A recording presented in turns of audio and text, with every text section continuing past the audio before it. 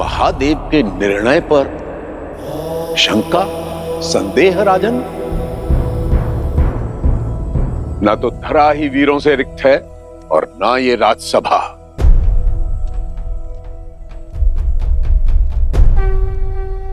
राम,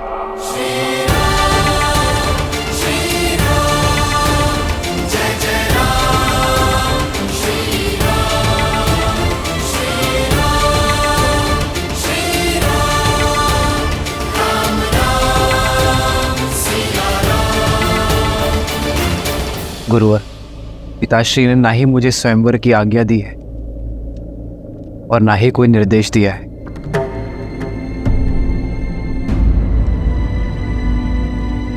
इस सभा में इसी समय तुम्हारा पिता कौन है राम? ब्रह्म ऋषि, आज से आप ही इनके माता पिता हैं।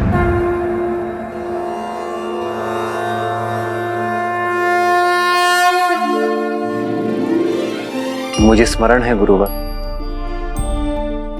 कि पिताश्री ने मेरा उत्तरदायित्व आपको सौंपा है। आप ही हमारे माता हैं, पिता है, मेरे प्रभु।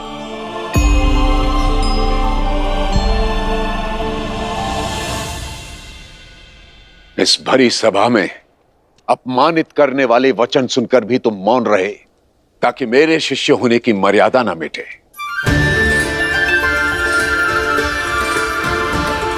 स्वयं मुझसे भी अनुमति नहीं मांगी, ताकि अयोध्या की मर्यादा धूमिल ना हो। तो जाओ राम, आदेश है तुम्हारे इस पिता तुल्य गुरु का, मिथिला और मैथिली की मर्यादा को भंग होने से रोको। हर लो एक विवश पिता की लज्जा और गर्वित कर दो अयोध्यापति के साथ साथ अपने गुरु को भी। साधो शिव का धनुष राम। विश्वामित्र समय शुभ जानी, बोले अति स्नेह में बानी। उठहु राम भजहु भव चापा, नेटहु तात जनक परितापा।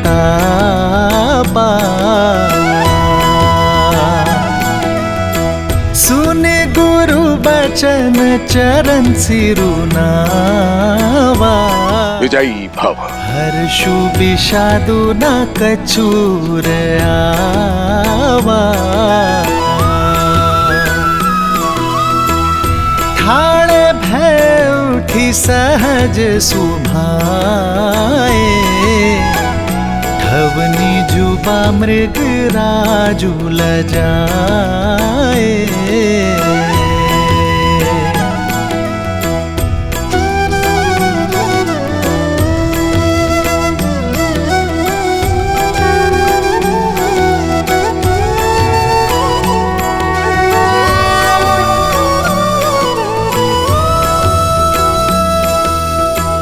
सहज ही चले सकल जग स्वामी, मत मंजूबर कुंजर गामी। चलत राम सब पुर नर नारी, पुलक पूरी तन भय सुखारी।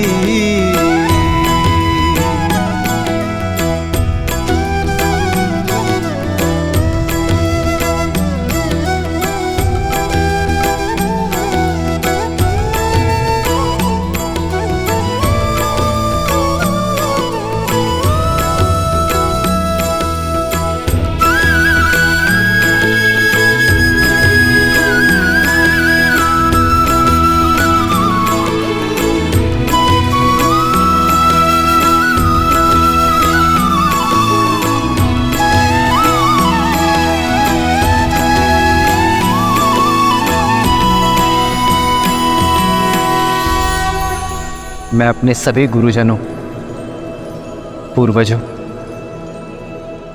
पिताश्री दशरथ और माताओं को नमन करता हूं मैं अपने इष्ट महादेव को,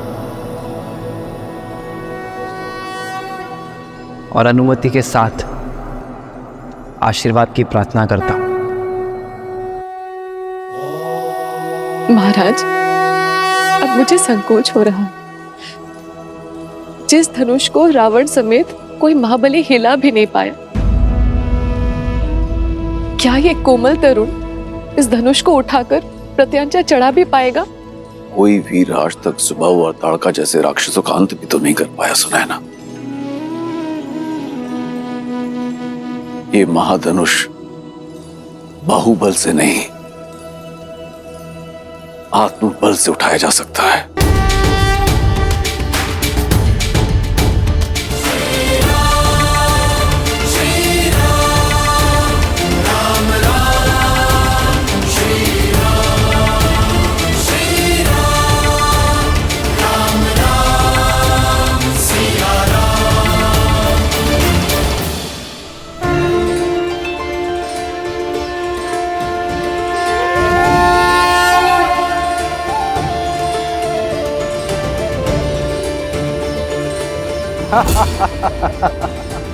अब महाबलियों के बीच बालक भी प्रतियोगिता में भाग लेने लग गए। अरे हो गए अयोध्या के राजकुमार, दशरथ का पुत्र, पर परिवार से परिचय सिद्ध होता है, पराक्रम नहीं। अरे इसकी कलाइयां तो देखो कितनी कोमल है, कहीं मुड़ ना जाए। और कैसे मान ले इसने ताड़का का वध किया होगा? अरे ये सब भ्रम है। ऋषियों के अतिरिक्त किसने देखा इसे ताड़का का वध करते हुए? समय रहते लौट जाओ बालक, व्यायाम करो, दूध पियो। ये शिव धनुष है, बालक के खेलने का खिलौना नहीं है।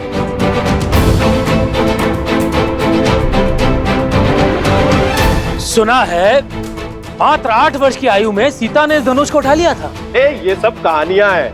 राजा जनक के बंदी चारणों ने कुछ स्वर्ण मुद्राओं के लोभ में ये कहानी गढ़ दी, और चमत्कार तो जनता को भाते ही है, मान बैठे। और उसी बहकावे में हम भी यहाँ आ गए।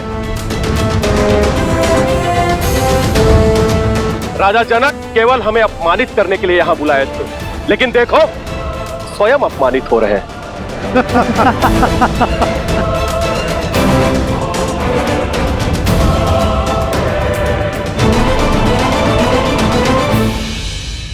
अब समझ आया महादेव कि श्री राम को मिथिला ले जाने के लिए विश्वामित्र ने क्यों विलंब किया।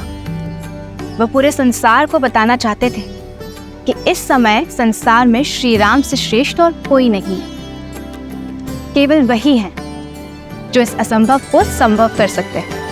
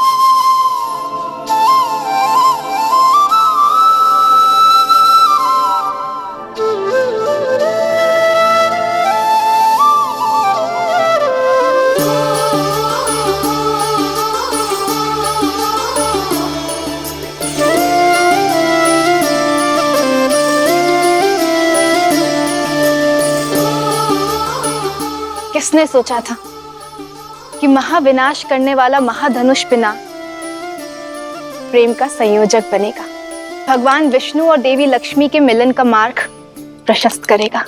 पिनाक का मिथिला में यही उद्देश्य था देवी, जो अब पूर्ण हुआ। अब इसका वहां कोई कार्य शेष नहीं। हे श्री राम, मुक्त कर दीजिए इसे, भंग कर दीजिए इसे।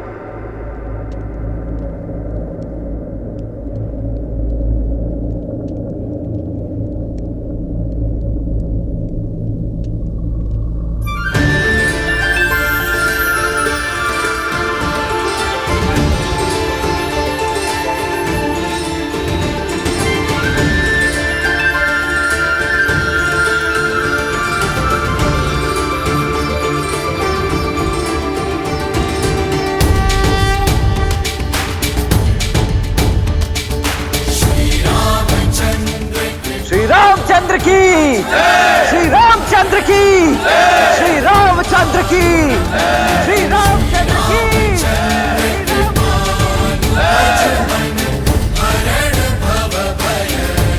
श्री रामचंद्र की, श्री रामचंद्र की, श्री रामचंद्र की, श्री रामचंद्र की।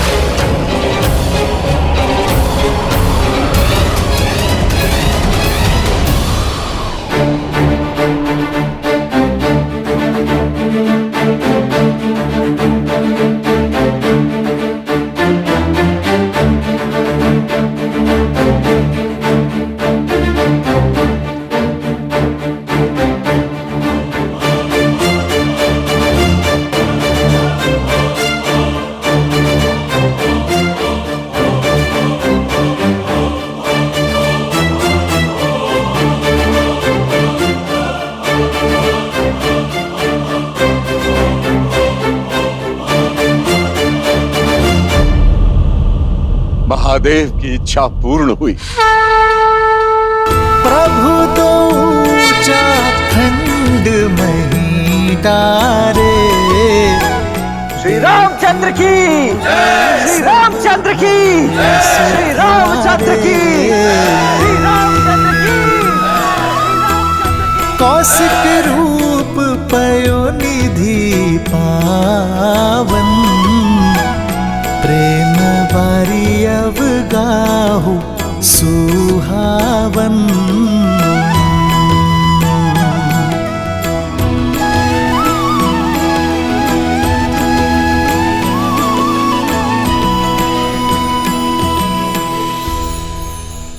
आपने अपने और देवी लक्ष्मी के मंगल मिलन का सूत्रधार मुझे बनाया। ब्रह्मर्ष की पदवी से भी बड़ा है ये मेरे लिए। मैं धन्य हुआ प्रभु। महादेव की असीम अनुकंपा से रघुवंशी अयोध्या कुमार दशरथ नंदन श्री राम ने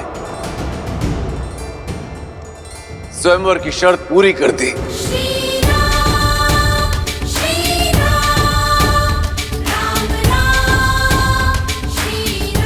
मेरी पुत्री से विवाह के लिए अपनी पात्रता सिद्ध कर दी।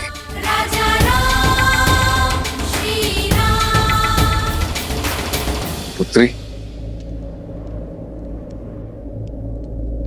सीता,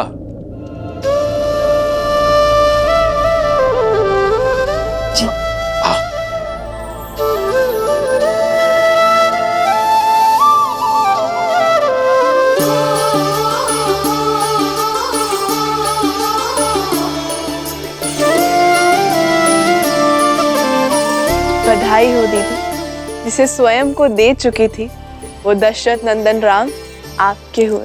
नहीं, मैं श्री राम की हूँ। जन्म जन्म का है ये संगम, राम रतन सीता वैभव धन।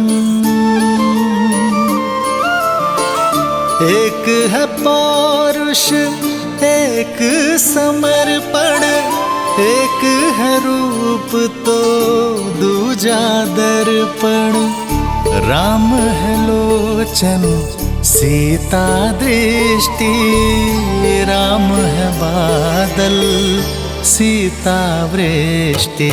राम सिया राम सिया राम सिया राम, राम सिया राम सिया राम सिया राम सिया राम सिया राम सिया राम तेरी जगह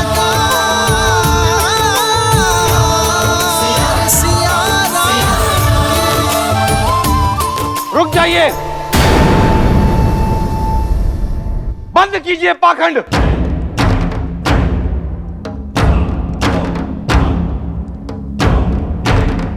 यह चुनाव अनैतिक है।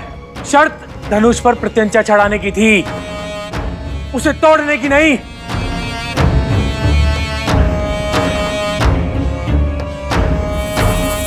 बातचीत में समय क्यों नष्ट करना, मार दो इस बालक को।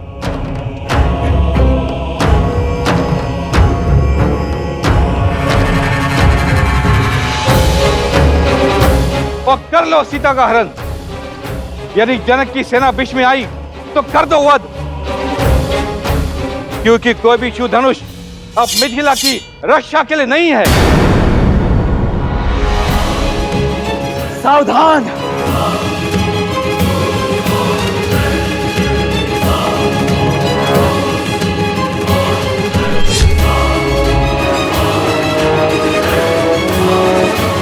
आदेश दीजिए भैया, इन मूर्खों के अहंकार और मलिन विचार दोनों को एक साथ काट कर फेंक सको।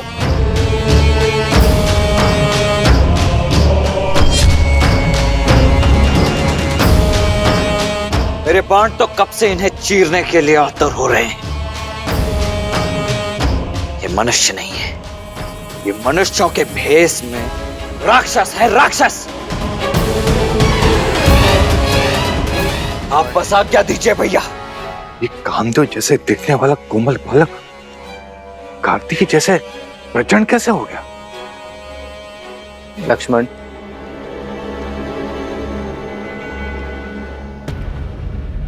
ये समय प्रहार का नहीं, सत्कार का है।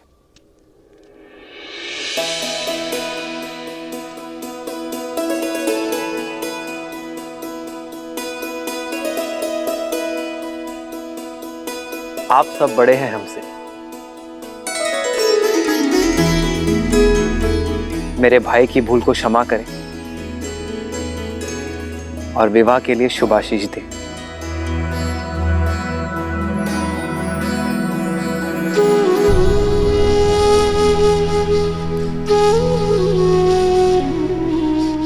अपराध के लिए आशीष नहीं मिलता है। तुमने शिव धनुष को भंग किया है अवध कुमार। अपराधी नहीं, छल भी किया है, क्योंकि जो कार्य हम सब मां बलि मिलकर एक साथ नहीं कर सके, उसे तुमने कैसे संपन्न कर दिया। शिव धनुष को ऐसे उठाया जैसे कोई पुष्प हो। यह माया है। यह माया नहीं, आभार की छाया है। आप सभी में अहंकार का भार था, ईर्ष्या थी, शक्ति का मत था, पर महादेव का धनुष काम, क्रोध, मद, लोभ, मोह के भार से नहीं, आभार से उठाया जा सकता है।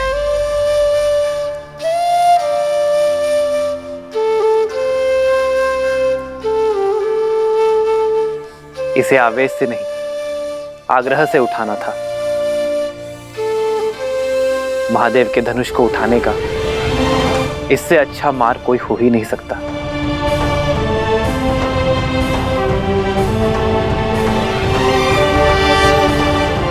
आप सभी में एक 8 वर्ष की बालिका से कई अधिक बल है,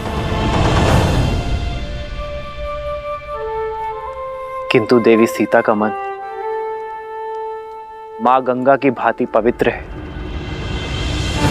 उन्होंने धनुष उठाने की अनुमति मांगी तो महादेव ने उन्हें अनुमति दे दी,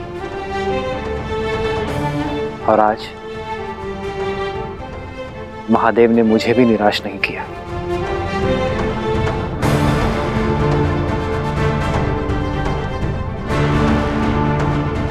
शब्दों के बाढ़ अच्छे चला लेते हो राम। स्वयं को महादेव का सबसे प्रिय भक्त घोषित कर रहे हो,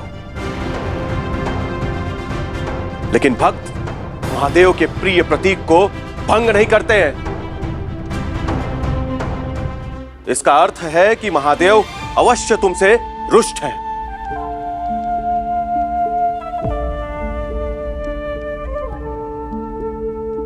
और हम उनका सम्मान उन्हें पुनः लौटाएंगे, तुम्हें मार के। फिर से कहना, फिर से कहना।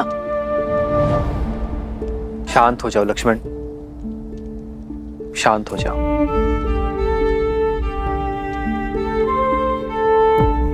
सज्जनों, ये धनुष उठाने का निर्णय केवल महादेव का था, तो उन्हें ही निश्चित करने दे कि यह धनुष टूटा कैसे।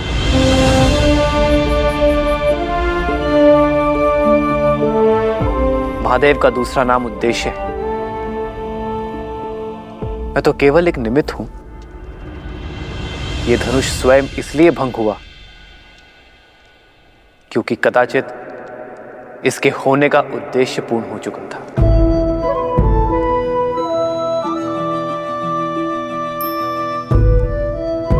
वाद विवाद नहीं, प्रतिशोध चाहिए हमें प्रतिशोध चाहिए। कैसा प्रतिशोध? आपकी हार का? कहां गया था आपका मान सम्मान जब आप महाधनुष उठाने का प्रयत्न कर रहे थे और विफल हुए?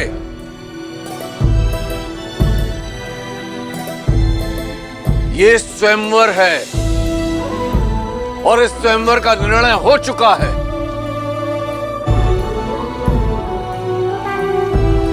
मेरी पुत्री ने अपना वर चुन लिया है।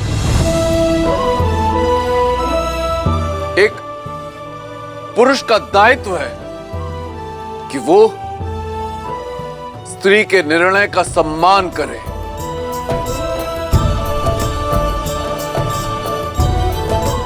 ना कि अपने अभिमान की अग्नि में उसके चैन की आहुति दे दे। ललकारो मत हमें जनक, हम मौन थे, क्योंकि अब तुम्हारी रक्षा करने वाला शिव धनुष की ढाल भी अब भंग हो चुकी है। अब युद्ध की अग्नि में तुम्हें और तुम्हारी मिथिला को जलना होगा। और रही तुम्हारी ये सुंदर पुत्री, तो उसके भाग्य का निर्णय हम पर छोड़ दो।